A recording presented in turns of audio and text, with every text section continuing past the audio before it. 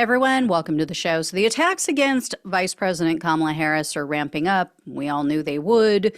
The level of fear that's coming from the right is not something I anticipated. I really thought they would think, oh, no big deal. We got this. I welcome it. I really do. I have to say, as the saying goes, the best part of waking up are Maga tears in my cup. So delicious. So here's how the right is melting down and why I disagree with some of my fellow progressives who are thinking that Harris is just a repeat of Hillary Clinton and why she can't win, why she's a bad pick, just like Hillary Clinton. And you all know I'm not like the biggest Harris fan, but I do think that this is very different, and I'm going to explain why. So Trump himself, first for the tantrums and everything, Trump threw another multi-post tantrum on his failing social media site. That is very telling. And then some right-wing media figures are quite literally grasping at straws. No, I don't mean figurative straws, I mean real straws. Over on Fear News Network, Sean Hannity slammed Harris because she wants to ban plastic straws. Oh, no. Can you imagine, guys, what life would be like without plastic straws? Future generations might actually inherit a livable planet, right? And a country that isn't underwater. Why would we want that? And all of a sudden, the same people who were totally fine, totally cool with Trump committing an actual coup, trying to overturn the 2020 election, those same people now are so worried about Biden's primary voters, about them having the nomination stolen from them. First of all, like I mentioned, Harris was part of the Biden ticket. So they voted essentially for her as well. Anybody who voted for Biden in the primary. I didn't. So, I was going to vote for him in the general, but I don't care. And I know a lot of other people don't either. But it's so ironic, very funny, and also kind of pathetic that is how desperate they are. That's the only thing they have. That they have to pretend to care about the will of Democratic voters. The people who were willing to run over and completely ignore Democratic voters in 2020, pitched a fit, had another Trumper tantrum because they didn't win. And so they're willing to subvert democracy, but now all of a sudden they care. Because they have nothing else. Like I mentioned yesterday, their sexist, racist attacks against Harris are not going to land with anyone who isn't already voting for Trump. They're trying, though. Bless their hearts, they are trying. So one attack that I find most amusing is that Harris is a DEI candidate. She is the product of DEI policies. Now, for those who don't know, that stands for diversity, equity, and inclusion. It's blatantly racist, this attack, but it's also laughable because DEI policies didn't exist when Harris went to law school, didn't exist when she became a prosecutor. And it's odd that they're wasting all this time attacking Harris anyway if she is that ineffective and ignorant as they claim. If she got to where she is, just because she has dark skin, but she has no skills, then they have nothing to worry about, right? Trump, according to them, he's such a strong candidate, so much better than Harris. Why are you freaking out, Maga? What's up with that? Your fear betrays you, let's just say. And they should be afraid. It's with good reason, because this is not, like I said, this is not Trump versus Hillary. This is not Hillary 2.0. I have seen some of my fellow progressive pundits make that comparison. Cenk Uygur from the Young Turks, who I adore, I think the world of him, but I disagree. And there's a few reasons why. Harris, in my opinion, is better positioned to win than Hillary Clinton. That was 8 years ago, right? 8 or even more. So things have changed, but I would say first and foremost, Trump was an unknown quantity when he ran in 2016 and when he won. Voters, by and large at that time, were just sick and tired of the same old, right? They were tired of the corrupt politicians. That's why Bernie Sanders would have easily beaten Trump at that point. We were just coming off, if you guys remember, of the Occupy Wall Street movement. People were pissed. The banks got billion-dollar bailouts after they caused the financial collapse, the real estate collapse, and so many Americans lost their homes, or at the best, they lost all of their equity in their home, couldn't sell it even if they needed to.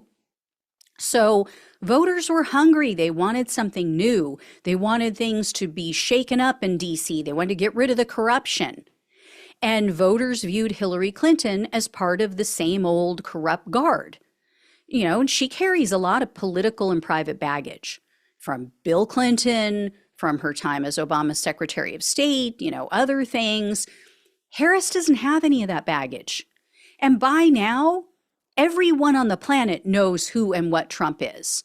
They know what he's capable of doing. Other than, the youngest voters in the country, we all lived through it. We lived through 4 years of the Trump nightmare.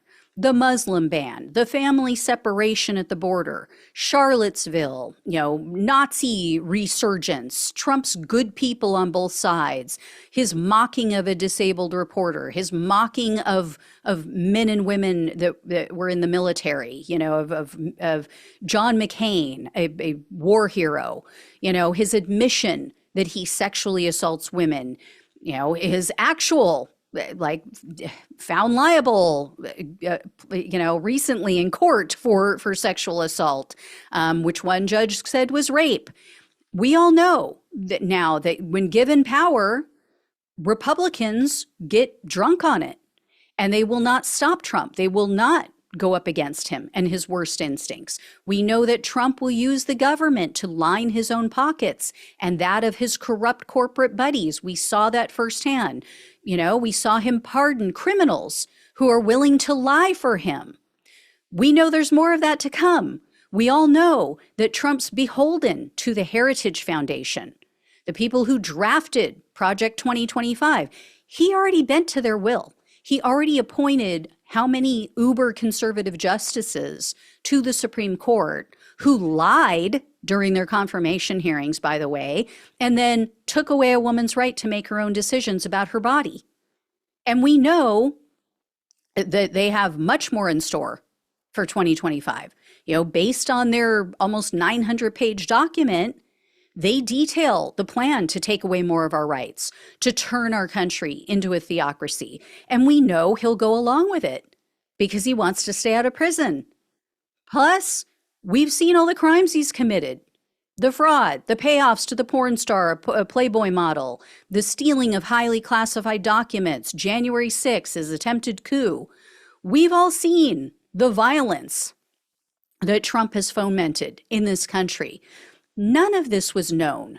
None of it could have even been imagined in 2016. So things have radically changed since then. And here's some evidence of that. You guys all know how much I love focus groups. Love me some focus groups. And so I was looking at Engageus. They're one that's been doing focus groups every month for years and years. They do a swing voter project where they bring in swing voters. So recently they had 2 small groups. These were Florida swing voters. So these are Florida residents who voted for Trump in 2016, and then they flipped and they went with Biden in 2020. Again, all down in Margaritaville. They all live there. So this actually brought me a lot of hope for the election. When they asked their party affiliation, there were 13 people among the 2 groups. 5 out of the 13 were registered Democrats. 3 out of the 13 were Republicans. 5 out of the 13 were independent. Oh, and I should mention these focus groups were done before Trump was shot and before Biden dropped out. So they'll have another one coming up after the fact, but this one was done before. So they asked, should Biden withdraw from the race? 8 out of the 13 said yes, Biden should go. One said Biden should resign immediately and allow Harris to take over, or they said, he should be removed by the 25th Amendment. Here is the promising part, though. When they were given the option for multiple presidential candidates that included Kamala Harris, so they gave them an option with Biden, and then they gave them an option with Kamala Harris taking Biden's place, Kamala was the clear favorite. They asked them, if the election was held today and all of these people were on the ballot, who would you choose? Now, again, Florida swing voters, 9 out of 13 chose Kamala. 2 out of 13 said that they would go back to Trump. Robert F. Kennedy Jr. got no votes. Also, Cornel West, nobody voted for him.